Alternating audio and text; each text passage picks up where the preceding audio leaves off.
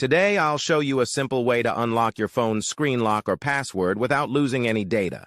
The best part? It's free and easy, even if you're not a tech expert. Just follow these steps, and you'll be able to unlock any phone hassle-free.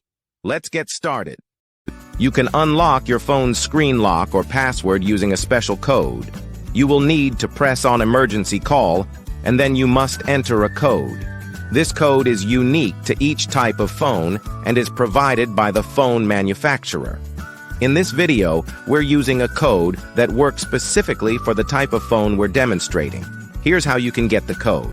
Visit this website that provides unlock codes for free using a unique method.